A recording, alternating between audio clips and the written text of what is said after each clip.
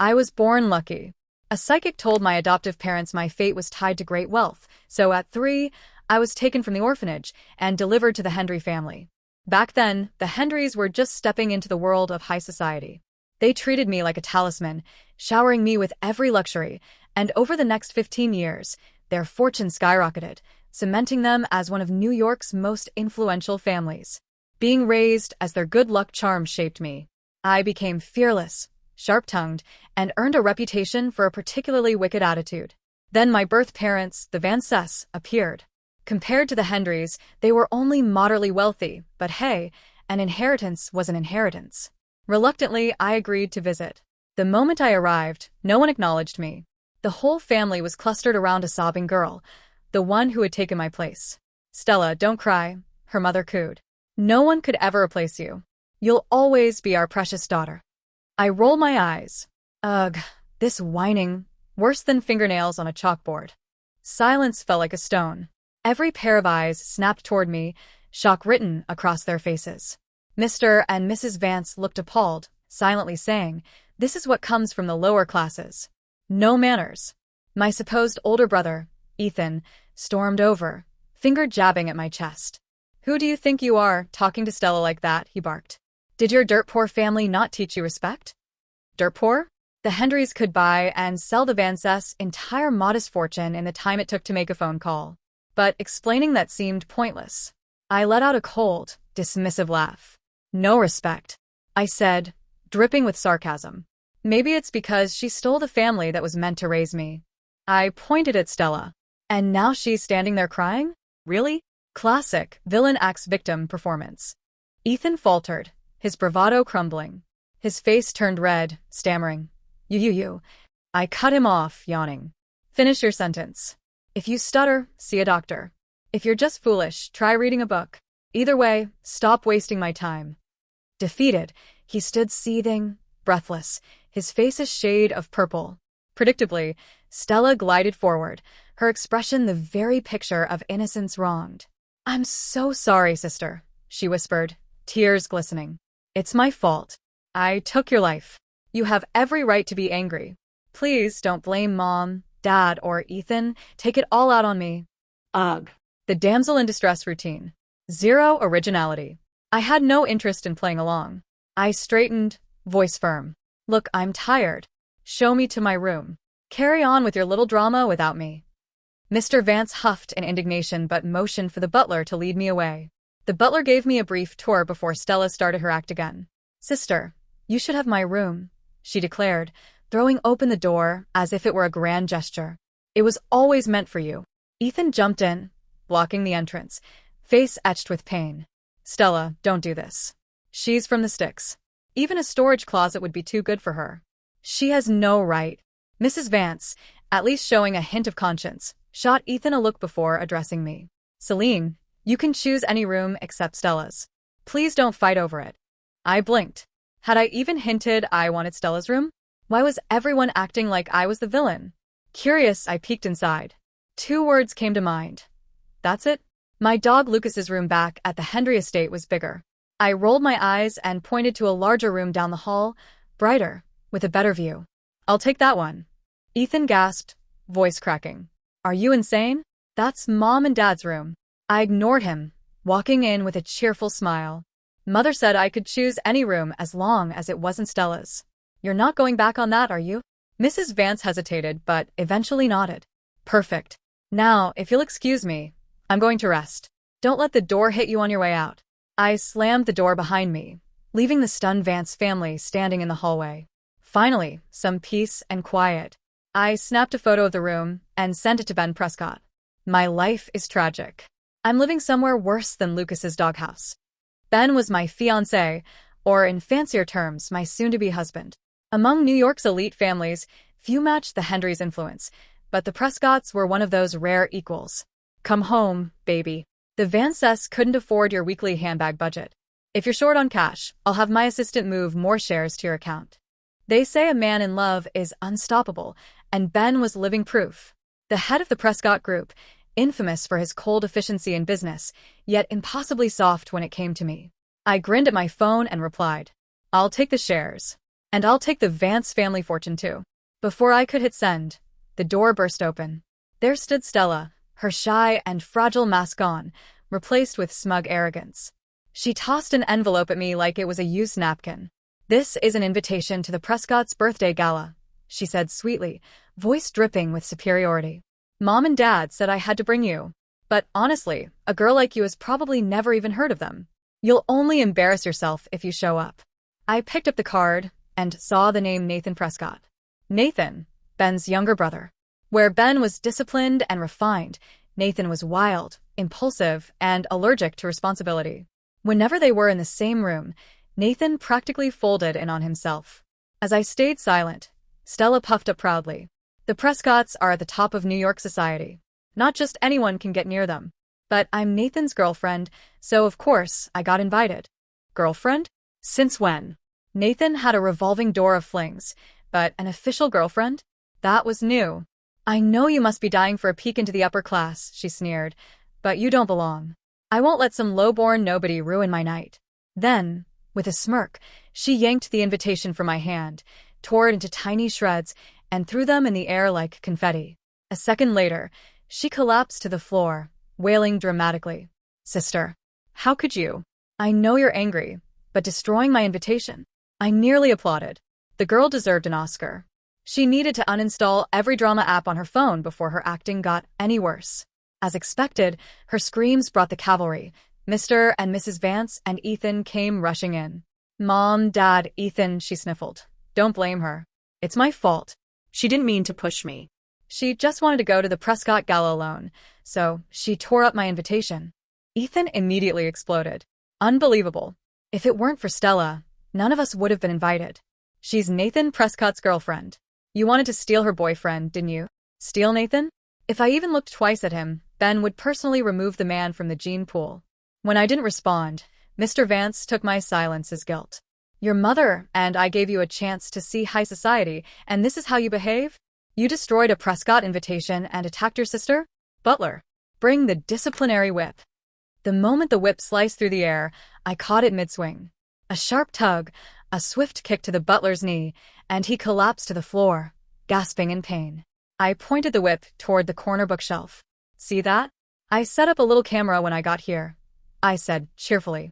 "Didn't expect to need it so soon. Let's all enjoy the playback, shall we?" As the footage rolled, color drained from Stella's face. The Vance's righteous fury slowly morphed into embarrassment. Realizing she'd been caught, Stella dropped to her knees and grabbed my legs, crying hysterically. "I'm sorry. I was just scared you'd take my family away. Please, sister, hit me if it'll make you feel better. Punish me." Tears spilled down her cheeks. I could practically feel their sympathy returning. But I wasn't one of them. I picked up a glass from the nightstand and cracked it against her head. The glass shattered, and a thin line of blood trickled down her forehead. "You asked me to hit you," I said calmly. "I'm not one to disappoint." For a moment, she just stared, stunned into silence. Then came the inevitable scream. Ethan scooped her up and bolted for the door. "To the hospital. Now." Mr. Vance turned on me, furious. "How could you? What if her face scars?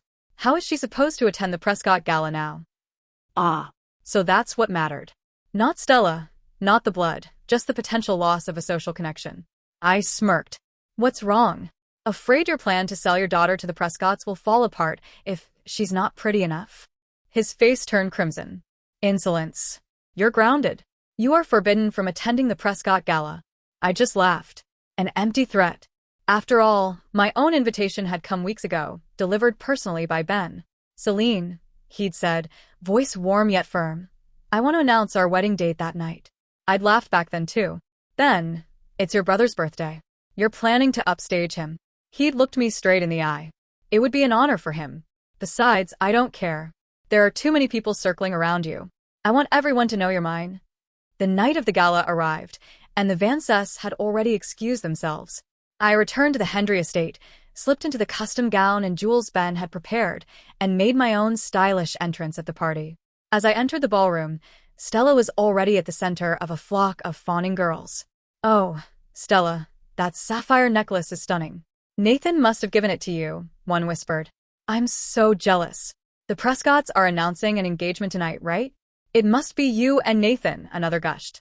When you're Mrs. Prescott, don't forget about us little people, okay? The flattery clearly inflated Stella's ego. Then someone noticed me, and the necklace around my neck. Stella. Look. She's wearing the same necklace as you. But that's a one-of-a-kind piece. There's only one in the world. Stella's eyes narrowed as she advanced toward me. How did you even get in here without an invitation? And that necklace, it's a cheap knockoff. You should leave before embarrassing the Vance family further. I gave her a bored glance. Who said mine is fake? She laughed smug. Mine came from Nathan. Obviously real. Since there's only one, yours has to be the imitation. Please. Nathan didn't earn a dime himself. He lived off Ben's allowance.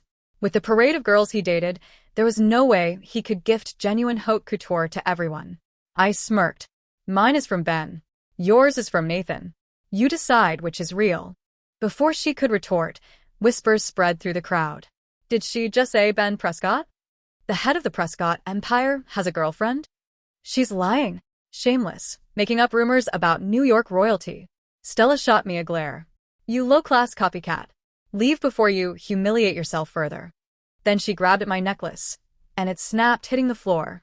She stomped it with her heel, leaning close, voice dripping with venom. Don't think I don't see what you're doing. First, you ruined my face. Now you wear the same necklace to seduce my boyfriend. I won't let you win. Get out, she shouted. I sighed, annoyed, and delivered 2 sharp slaps to her face. You're so loud, I muttered. Stella staggered back, eyes wide, tears forming. Just as she opened her mouth for another tantrum, a deep voice cut through the room. What's happening here? It was Nathan Prescott. Stella immediately clutched his arm, tearful and dramatic. Nathan. She said your gift is fake. And she hit me. Who dares? Nathan barked, glaring at me. I met his gaze with a confident smile. In an instant, his smug, arrogant expression crumbled. Sister-in-law. You're here? I didn't plan on crashing, I said, looking down at Stella, sprawled in shock on the floor. But some stray dog got in my way. And she broke my necklace. You're Ben Prescott's girlfriend? Stella stammered. No way. Why would he ever be with someone like you? Before I could react, Nathan struck her sharply across the face. What are you talking about? He demanded. My sister-in-law is a Hendrie. She could squash your family like ants. A Hendrie? Stella trembled. No, that can't be. She clutched the broken sapphire, waving it at Nathan as proof. But the sight of the shattered necklace only made Nathan panic. You ripped it from my sister-in-law's neck? He yelled. She was wearing the same one to outshine me. Stella cried, pointing at the intact necklace around my neck. Nathan, yours is real, right? Hers is fake. It doesn't matter if it broke. I'll just buy another cheap copy for her. I opened my mouth to call her foolish when a cold, commanding voice sliced through the tension. Oh, you're saying the necklace I gave my girlfriend is fake? Ben appeared beside me, arms sliding possessively around my waist. Whispers swept through the room. Oh my God, it's really Ben Prescott. He actually has a girlfriend. Can I object? My heart is broken. Ben's presence alone sent Nathan 2 steps back, as if cornered. But Ben's hand snatched the back of his collar, holding him in place. Explain yourself, Ben said, voice dangerously low. Nathan shrank, panic written all over his face. Bro, it wasn't me. I just got here. Sis, back me up. Ben's gaze, icy and unwavering, turned to me. Calmly, I explained. Nathan's girlfriend destroyed the necklace I was wearing, claimed it was fake, and threw it on the floor. Nathan's eyes widened in horror, disbelief, and guilt. Ben's voice was flat, deadly serious. Nathan, do you think I give fake gifts? Nathan nearly sank to his knees. He looked ready to bow down completely. Of course not, bro, he barked, shooting Stella a deadly glare. With one swift motion, he tore the necklace from her neck. This one's fake, he spat. Honestly, I didn't expect someone from her background to notice. Giving her the real thing would have been a waste. We only slept together a few times. She's not worth that much. Stella froze, utterly humiliated. Her face flushed crimson, her body trembling as if she might collapse. But against the 3 of us, she was powerless. Her fury could do nothing but fester. 2 words ran through my mind. Pay up. I fixed my gaze on Stella, then Nathan. Ben bought my necklace at auction for $5 million. Now it's broken. Who's footing the bill?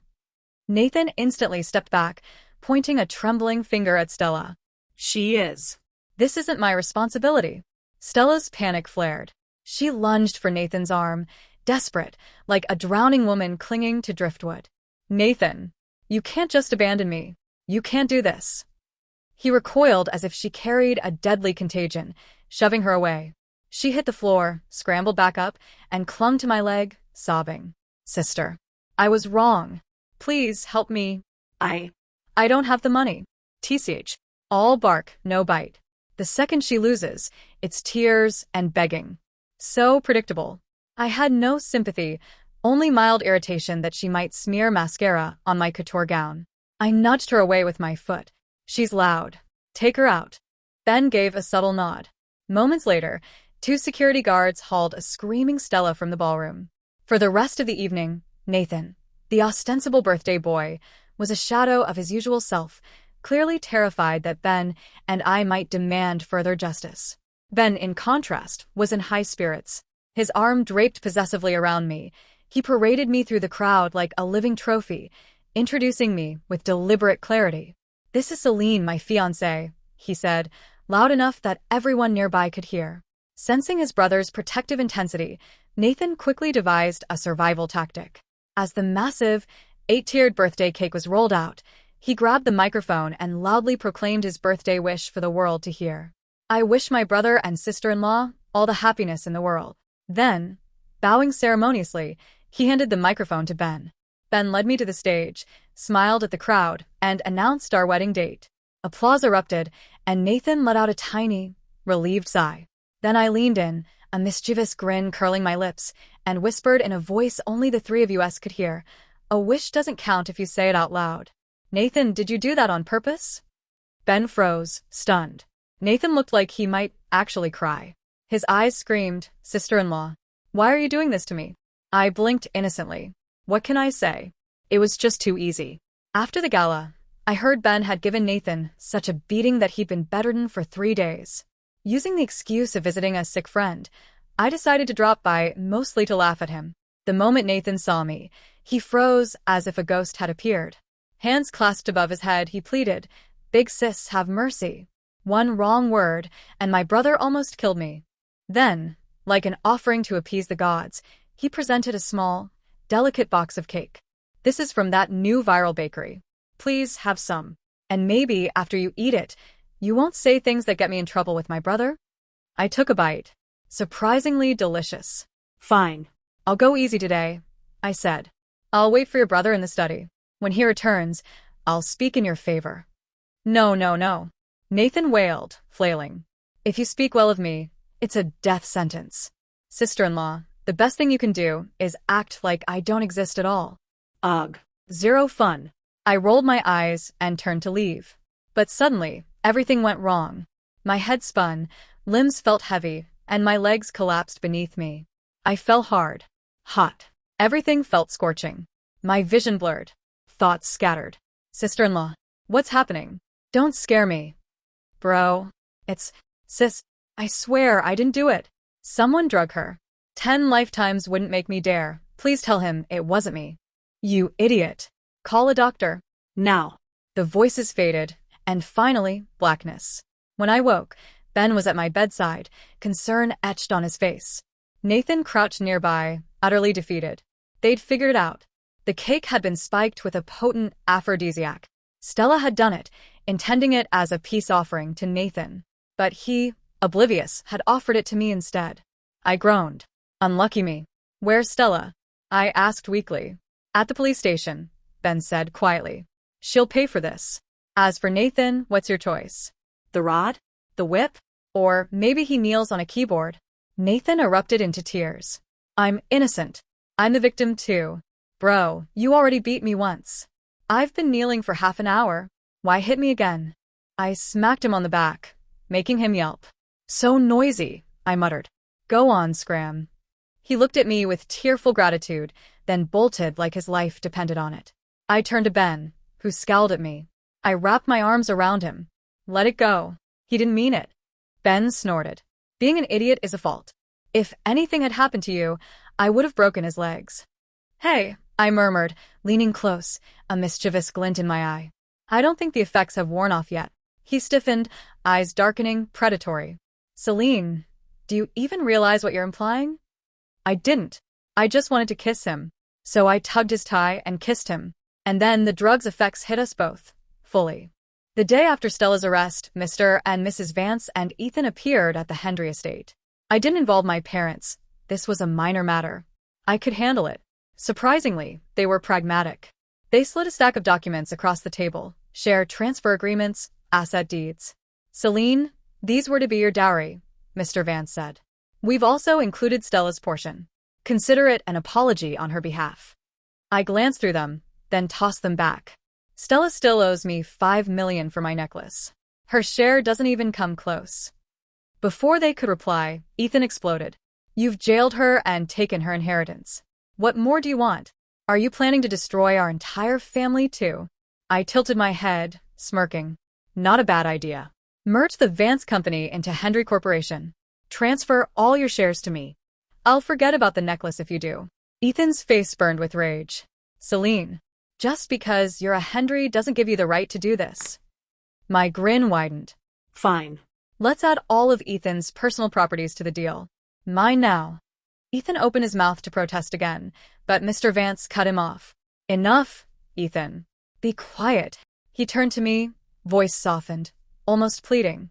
Selene, can't you leave at least some shares for your mother and me? No, I said firmly. You know as well as I do that the Hendries could bankrupt your company overnight, without even involving the Prescotts. Your shares would be worthless paper. Better hand it over. Maybe I'll even make it successful. Mr. Vance slumped, defeated, nudging his wife.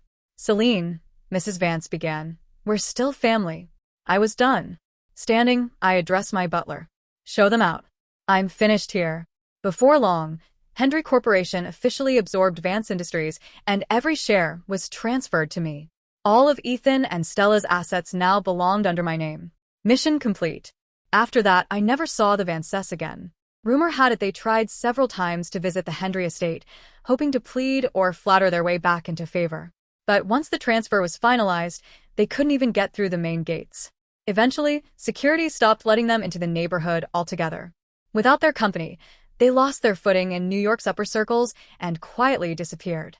They liquidated what little they had left and moved away, leaving Stella behind, locked up and forgotten in a New York prison cell. I could only imagine how much they must have grown to despise her in the years that followed. Perhaps they wondered how different things might have been if she hadn't picked a fight with me.